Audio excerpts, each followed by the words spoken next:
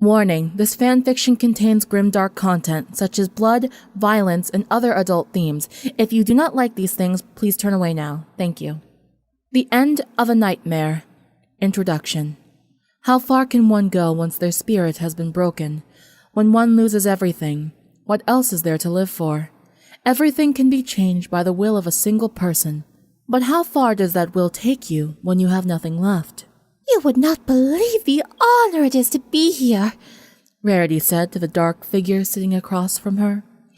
I've been trying to get in touch with you for ages. She trailed off. Well, the figure said, uninterested. It's not like you were subtle.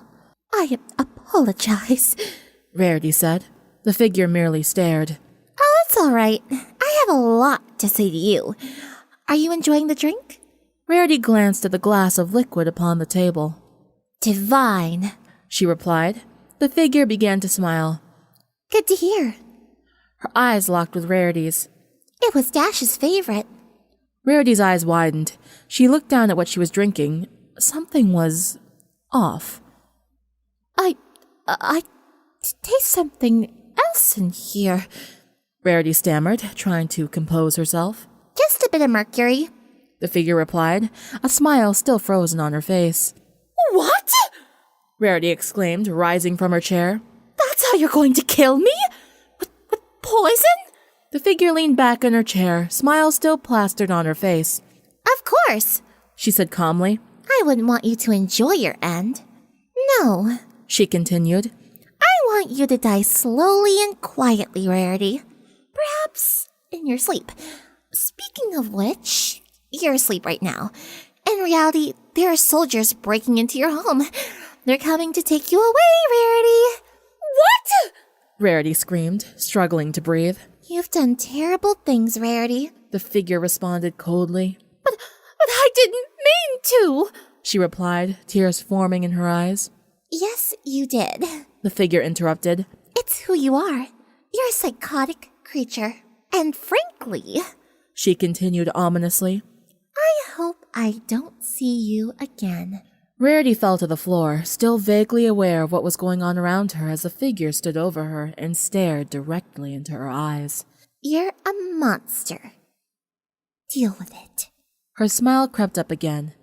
Now, wake up and face the consequences. Chapter 1. It had been nearly a year since Rainbow Dash's death. No pony saw it coming. How could they? There was no way any pony could have predicted that the happiest person they knew was harboring a monster deep inside. Dash's death affected everybody, and what was once a world flowing with happiness and harmony had now become a living nightmare. In the death of Dash came the rise of Pinkamena. The once loved girl had now become a monster. She was a remorseless murderer, drawing a number from a jar every morning to find her next victim, and making sure the last moments of their life were spent begging for it to be over. Few were aware of what she was doing, and those who knew kept quiet, for they had no idea what she was capable of. In the year following the death of her first victim, Pinkamena had cut countless innocent lives short.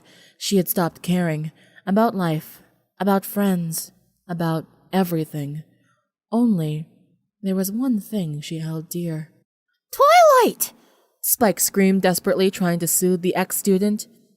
You've got to calm it down, he said, in as calm a voice as he could manage. No pony is coming to get you. Everything's fine. I'm here. Your number one assistant, remember? Twilight simply stared, seemingly coming back to reality. What happened? She asked nervously, looking around the room and noticing the damage she had done. I did it again, didn't I? She finally whispered. It's okay, Spike said, picking up a quill and paper from the mess now covered the room. Here, why don't you write to the princess? That always seems to make you feel better. She stared at him and the paper, before finally sighing in depression. It's not the same, Spike. It never will be, she whispered, observing the results of her breakdown. Not if you act like that, Spike responded. Maybe if you write to her enough, she can forgive you and take you back as her star pupil, and everything can be normal again.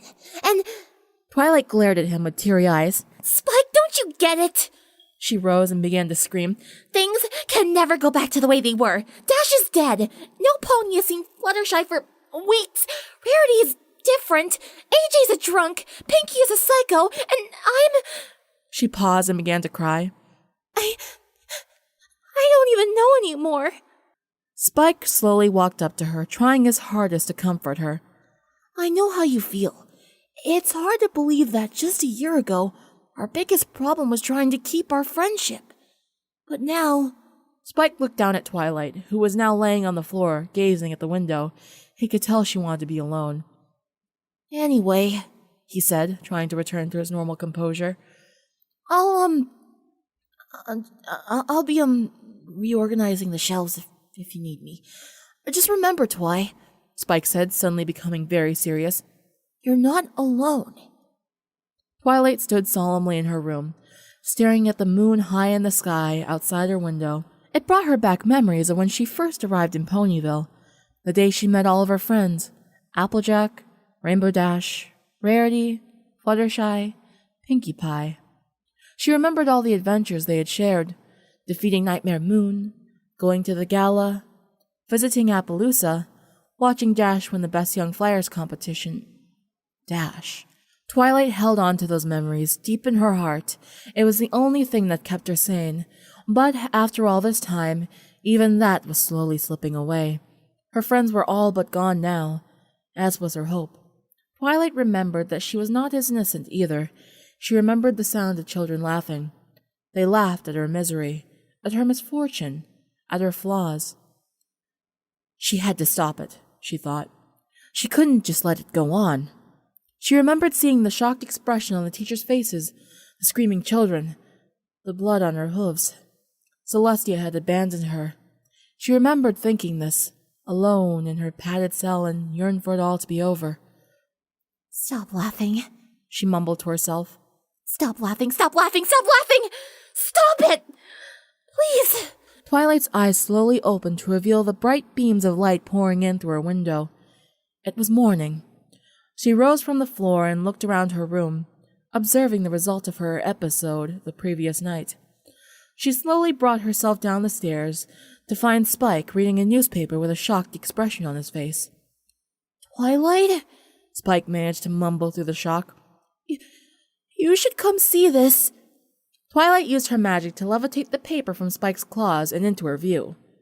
Rarity. Twilight's spirit sank. She's being... executed?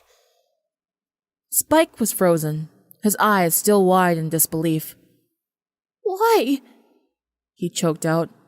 Why would they try to execute Rarity? I don't... Twilight felt guilty. She had never told Spike about the day she confronted her old friend, what she had seen her doing, what she had become. Spike wouldn't have been able to handle it. I don't know, Twilight lied.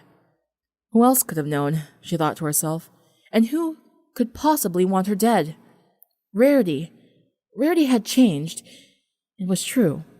But she had never threatened to hurt any pony against their will. Why would any pony... It all connected. Somewhere in her mind, she knew that only one pony was sick enough to end some pony's life without a reason. Just to watch them suffer, to watch the light die from their eyes. Rarity's number had come up. Twilight's heart sank. Her whole body shivered in fear and sadness. Spike, she said, slowly raising her head. We have to leave. Leave? Spike stammered, rising from his chair. To where? Twilight, we can't keep running. Maybe if we could talk to the princess and... Twilight glared at him in frustration. The princess doesn't care about us anymore, Spike! Her voice raised to a scream. She never will. It's over. Everyone is dead, Spike. They aren't coming back. We are alone. Twilight took deep breaths, trying to calm herself down before she got out of control. I'm sorry, Spike, she said while trying to compose herself. I didn't mean to scream at you like that, but it's over. You're the only friend I have left, and I don't want something to happen to you. It's okay, Twi, he responded quietly. But you're wrong about one thing. Twilight stared at him, puzzled. What? she asked. I'm not the only one. Spike responded. What do you mean? Twilight asked, confused. Who else could there be? Spike looked right back into her eyes. She now knew what he meant. AJ.